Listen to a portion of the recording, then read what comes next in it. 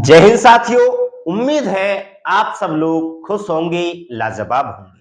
मित्रों, जैसा कि आपको पता है, मुख्य सेविका भर्ती के लिए हमारी बहुत सारी बहनें वेट कर रही हैं कि इसका एग्जाम कब होगा। वहीं पर आप देखिएगा जो शॉर्ट लिस्टिंग है वो कितने पर होगा।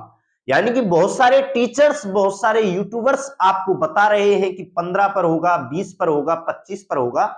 शॉर्ट लिस्टिंग के लिए उसके लिए पहले उसका बेस जानना जरूरी है कि किस आधार पर शॉर्ट लिस्टिंग होती है। इस वीडियो में हम जानेंगे कि आपकी जो शॉर्ट लिस्टिंग है वह किस आधार पर होगी, तभी तो हम पता लगा सकते हैं कि आपकी शॉर्ट लिस्टिंग कितनी पड़ जाएगी।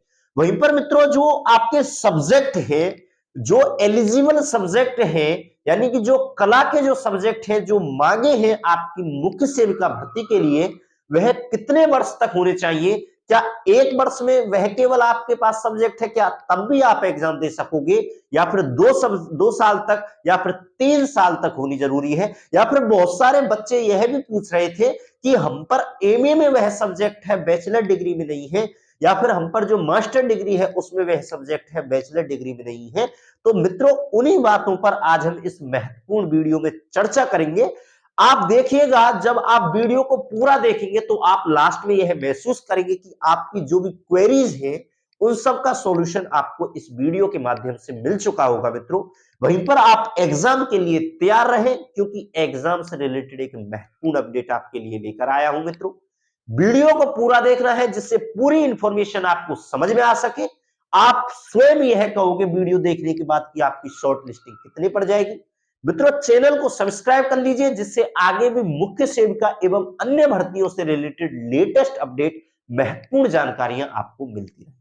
तो आप यहां पर देखिएगा कि शॉर्ट लिस्टिंग कितने पर होगा। सबसे बड़ा सवाल, यानी कि एग्जाम से पहले तो बच्चों के मन में यही सवाल है कि हम एग्जाम में बैठ पाएंगे या फिर नहीं बैठ पाएंगे। तो मैं आपको बता देता हूं, जो शॉर्ट लिस्टिंग की जो प्रक्रिया होती है वो 2-3 चीजों पर डिपेंड करती है। पहला तो आपकी पोस्ट कितनी है, आपके जो पद है, यानी कि आपके पद कितने हैं, 2693। ये पद कितने हैं, कितने पोस्टों के लिए वैकेंसी निकली है, सबसे महत्वपूर्ण सवाल तो यह होता है। दूसरा मित्रों, कि आपके टोटल फॉर्म कितने हैं, यानी कि जो आपके ऑनलाइन फॉर्म भरे गए हैं वह कितने हैं।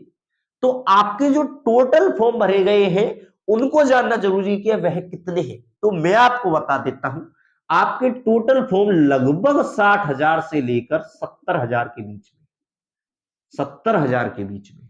वहीं पर डिपेंड करता है कि जो आयोग है वो एक सीट के लिए कितने बच्चे लेगा, यानी कि एक सीट पर वह कितने बच्चे लेगा, कितने बच्चे लेगा एग्जाम दिलाने के लिए। इन 3 चीजों पर डिपेंड करता है आपकी शॉर्ट लिस्टिंग। यानी कि आप यहां पर देखिएगा, जैसे कि आपकी लेखपाल की भर्ती थी जिसमें आपके 30 गुने बच्चे लिए गए थे, यानी कि एक सीट पर 30 बच्चे लिए गए थे। तो यहां पर आप देखिएगा, अगर एक सीट पर 30 बच्चे लिए जाते हैं तो यानी कि इन सबको एग्जाम देने का मौका मिलेगा। वहीं पर अगर एक सीट पर 25 बच्चे लिए जाते हैं फिर भी सबको एग्जाम देने को मिलेगा। लेकिन वहीं पर एक सीट पर 20 बच्चे लिए जाते हैं तो हो सकता है 2-4 हजार बच्चे रह जाएं। एक सीट पर 15,000 बच्चे लिए जाएं तो हो सकता है 5-7 हजार रह जाएं। वहीं पर अगर एक सीट पर 10 बच्चे लिए जाते हैं तो हो सकता है 10,000 बच्चे लास्ट के रह जाएं।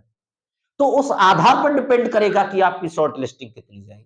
लेकिन मेरे अकॉर्डिंग जो मैंने एनालाइज किया है मित्रों, कि एक सीट पर जो आपका आयोग है कम से कम 25 से 30 बच्चे जरूर लेगा, क्योंकि मुख्य सेविका भर्ती एग्जाम देने के बाद भी आगे भी कुछ प्रोसेस होती है जिसमें बच्चे निकलने के चांसेस होते हैं। इसलिए मैं कहता हूं कि जिसके पास भी अगर पीटी का स्कोर कार्ड है, चाहे आपके 0 मार्क्स क्यों ना हो, आप फिर भी एग्जाम की प्रिपरेशन करें। बहुत सारे बच्चों ने उन यूट्यूबर्स या फिर बहुत सारे टीचर्स की जो वीडियोज हैं उनको देखकर उन्होंने कहा कि 25 पड़ जाएगी, 30 पड़ जाएगी आपकी शॉर्ट लिस्टिंग, उनको देखकर तैयारी करना ही छोड़ दिया है। तैयारी अपनी जारी रखें, आपको भी मौका मिलेगा अगर आप पर स्कोर कार्ड है तो।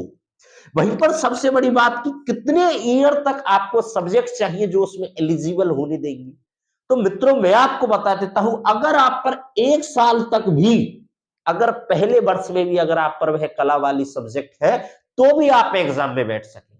यह जरूरी नहीं कि 2 या 3 वर्ष तक होनी जरूरी है। 1 वर्ष तक भी अगर आप पर वह कला वाली सब्जेक्ट, जैसे एग्जाम्पल के तौर पर सोशियोलॉजी ले लेता हूं मैं, 1 वर्ष तक भी है तो आप तब भी एग्जाम दे सकोगे। वहीं पर मित्रों, बहुत सारी बहनों ने तो यह कह दिया कि जब बहुत सारे टीचर्स की यह वीडियो देखी कि उनके पास तीनों ईयर तक अगर वह सब्जेक्ट होंगी तभी वे एग्जाम दे सकेंगे, उसे सुनकर उन्होंने तो एग्जाम भी नहीं भरा, आपका फॉर्म भी नहीं भरा, और बहुत सारी बहनें तो उनकी जो इंफॉर्मेशन है उसको सुनकर एग्जाम की प्रिपरेशन ही नहीं करें। तो मैं आपको बता देता हूं, एग्जाम की तैयारी करें। अगर 1 वर्ष तक भी अगर आप पर सब्जेक्ट है तो आपको एग्जाम देने दिया जाएगा। आपकी उम्मीद है मुझे कि आपको यह वीडियो में जो भी इंफॉर्मेशन थी सब कुछ समझ में आई होगी, आपकी क्वेरी सॉल्व हो गई होंगी। एग्जाम के लिए तैयार रखें, आपके बहुत जल्द आपका एग्जाम होने वाला है। साफ साफ यूपी SSSC आयोग ने कहा है आपका एग्जाम आपको फरवरी तक देखने को मिल सकता है। एग्जाम की तैयारी करें, उसको बरकरार रखें, अपने सिलेक्शन की तरफ बढ़ें। उम्मीद है आपको पूरी इंफॉर्मेशन समझ में आई होगी। अगर आपकी और भी कोई क्वेरीज है तो कमेंट बॉक्स के माध्यम से हमको बताएं, आपकी क्वेरी का सॉल्यूशन आपको जरूर मिलेगा। चैनल को जरूर सब्सक्राइब करें जिससे आगे भी आपको महत्वपूर्ण जानकारियां मिलती रहे। मिलेंगे ऐसी ही एक इंफॉर्मेटिव वीडियो के माध्यम से नेक्स्ट वीडियो में। चैनल को सब्सक्राइब करना ना भूलें। जय हिंद, जय भारत।